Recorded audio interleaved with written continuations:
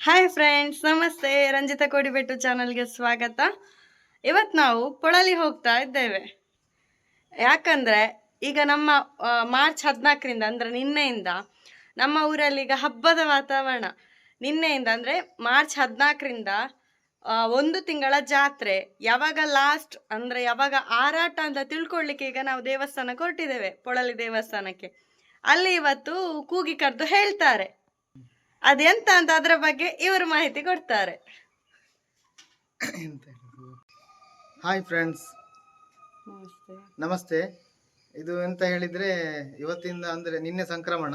ಆ ಸಂಕ್ರಮಣ ಮರುದಿನ ಅಂದ್ರೆ ಸಂಕ್ರಮಣದ ರಾತ್ರಿಯಿಂದ ಪೊಳಲಿ ದೇವಸ್ಥಾನದಲ್ಲಿ ಎಲ್ಲ 2 ಕಡೆಯಿಂದ ಭಂಡಾರ ಬಂದು, ಇವತ್ತು ಮರುದಿನ ಬೆಳಗ್ಗೆ ಕಂಚಿಲ್ಲು ಬಲಿ ಎಲ್ಲ ಆಗಿ, ಮತ್ತೆ ದೇವರ ಬಲಿಯಾಗಿ ರಥೋತ್ಸವ ಆಗಿ, ಆಮೇಲೆ ದೇವರು ಒಳಗಾದ್ಮೇಲೆ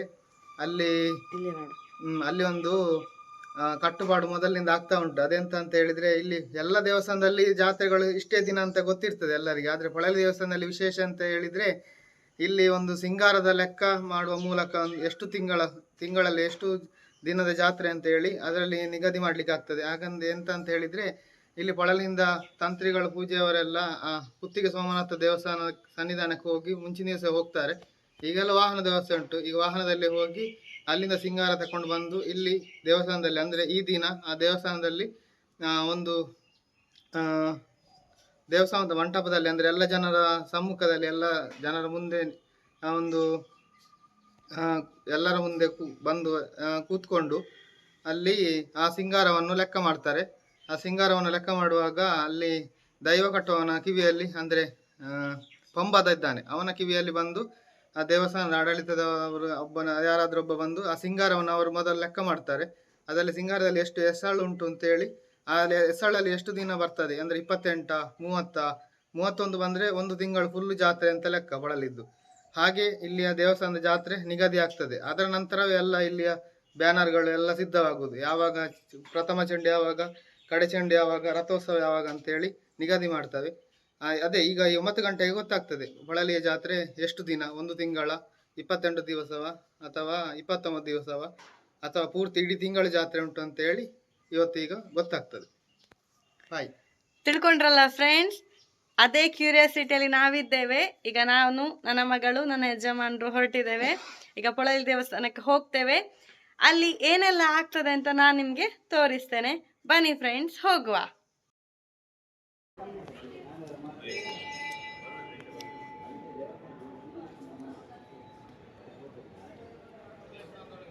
ನಾವು ದೇವಸ್ಥಾನ ರೀಚ್ ಆದ್ವಿ. ಇಲ್ಲಿ ತುಂಬ ಜನ ಸೇರಿದ್ದಾರೆ.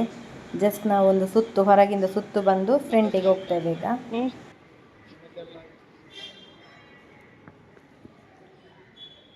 ನಮ್ಮ ದೇವಸ್ಥಾನದಲ್ಲಿ ಇಷ್ಟೆಲ್ಲ ರಥ ಉಂಟು ನೋಡಿ.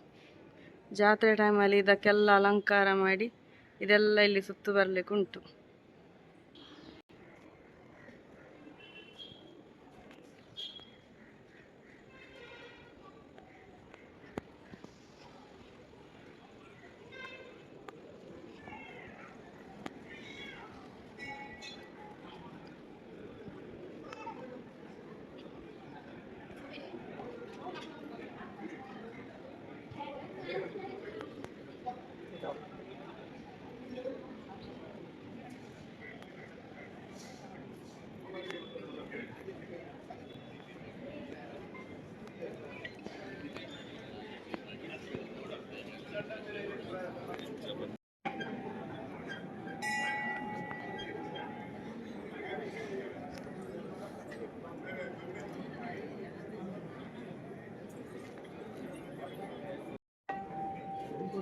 ಕಂಚಿಲು ಬಲಿ ಇತ್ತಲ್ವ, ಅದರದ್ದು ದೀಪದ್ದು ಬತ್ತಿ ಎಲ್ಲ ಇಲ್ಲಿ ತಂದು ವಿಸರ್ಜನೆ ಮಾಡ್ತಾ ಇದ್ದಾರೆ.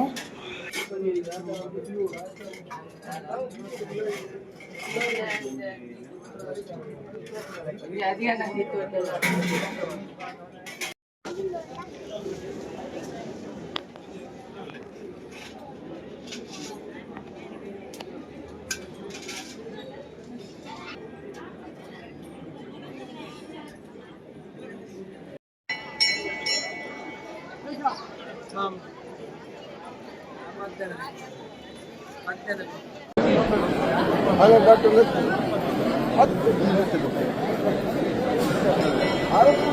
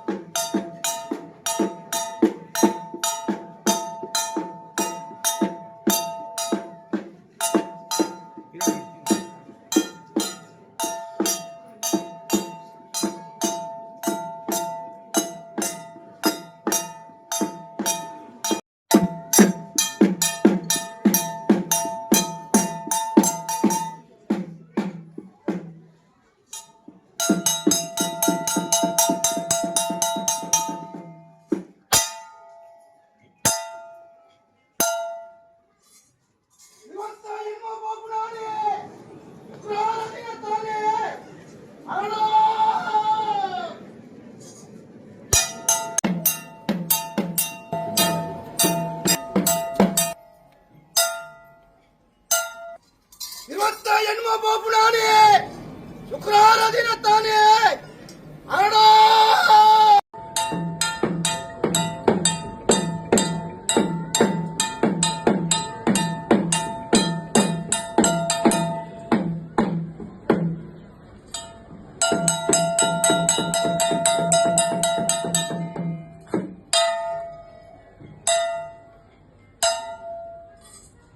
ಇವತ್ತ ಹೆಣ್ಮ ಬಾಬುನಾಣಿ ಶುಕ್ರವಾರ ದಿನ ತಾನೇ ಹರಡ